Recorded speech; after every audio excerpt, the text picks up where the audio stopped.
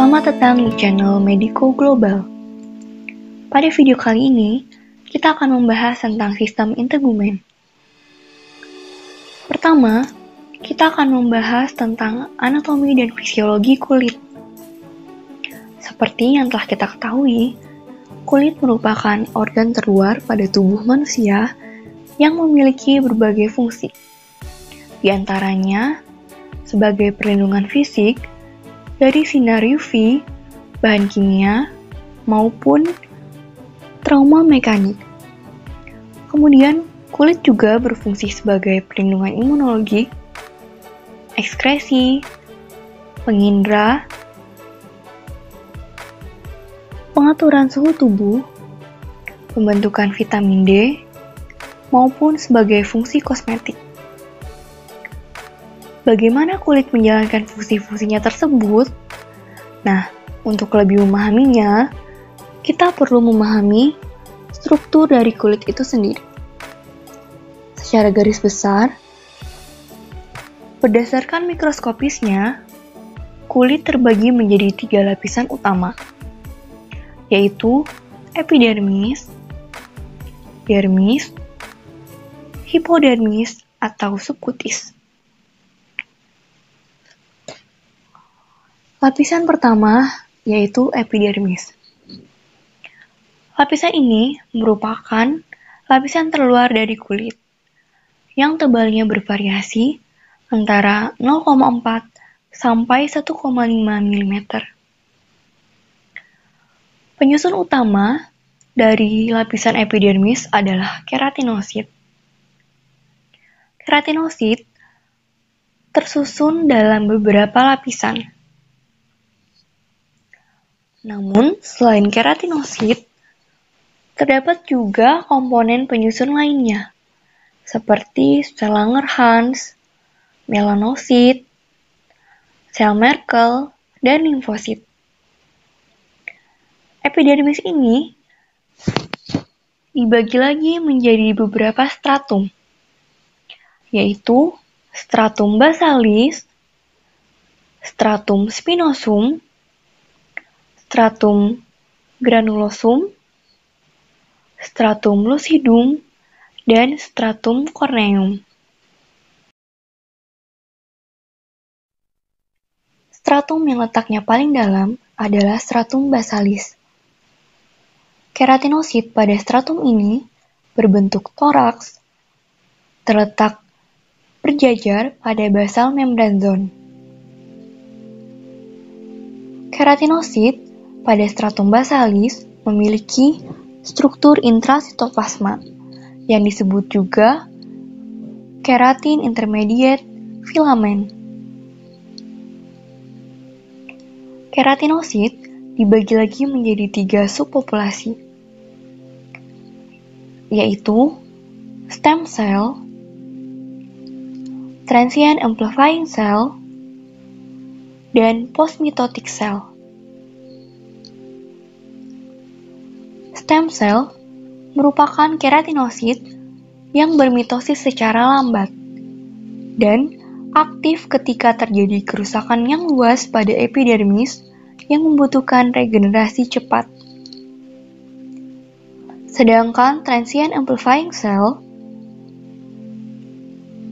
merupakan keratinosit yang aktif bermitosis dan merupakan subpopulasi terbesar pada stratum basalis.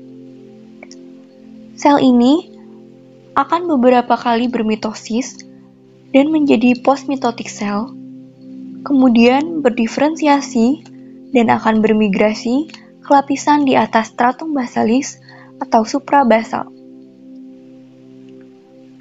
Waktu yang diperlukan oleh keratinosit untuk mencapai stratum corneum sekitar 14 hari dan dapat lebih singkat atau lebih cepat pada keadaan hiperproliferasi, seperti pada penyakit psoriasis.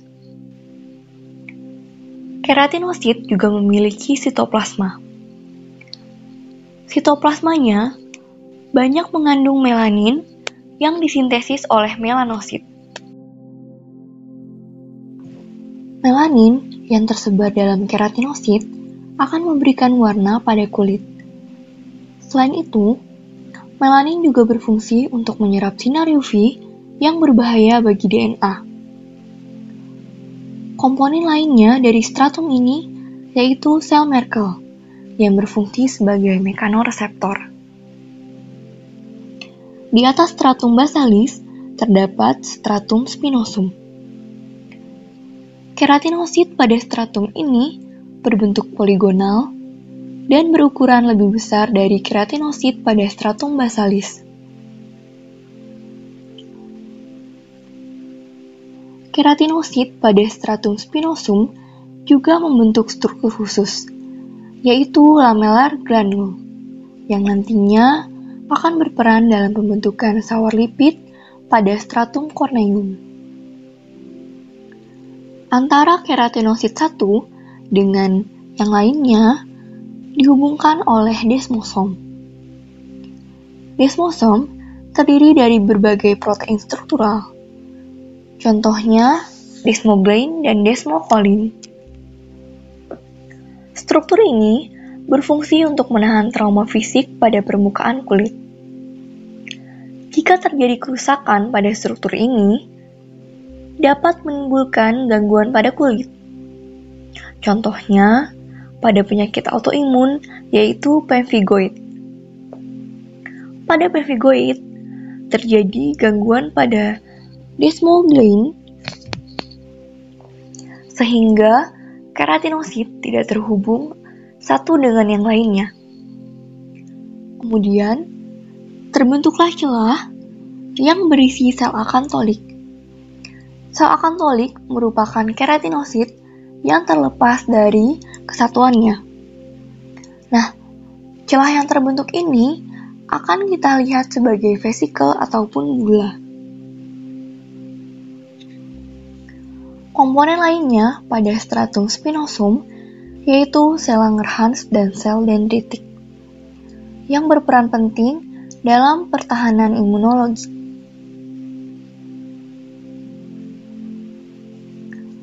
Di atas stratum spinosum terdapat stratum granulosum.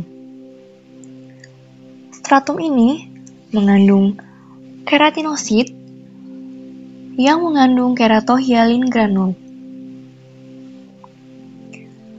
Keratohyalin granul terdiri dari profilagrin dan lorikrin yang berperan penting dalam pembentukan cornified cell envelope.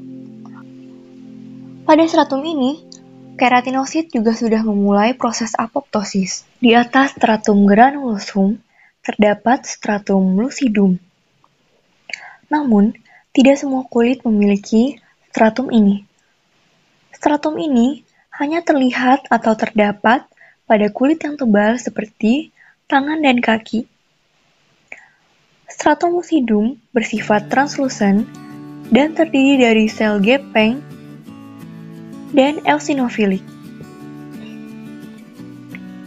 Di atas stratum lucidum terdapat stratum corneum. Stratum corneum merupakan stratum yang paling superficial. Pada stratum ini, cornified cell envelope mulai terbentuk dan akan bersinergi bersama lipid yang dihasilkan oleh lamellar granular untuk membentuk sawar kulit. Matriks lipid ekstraseluler yang terbentuk pada stratum ini memiliki berbagai fungsi.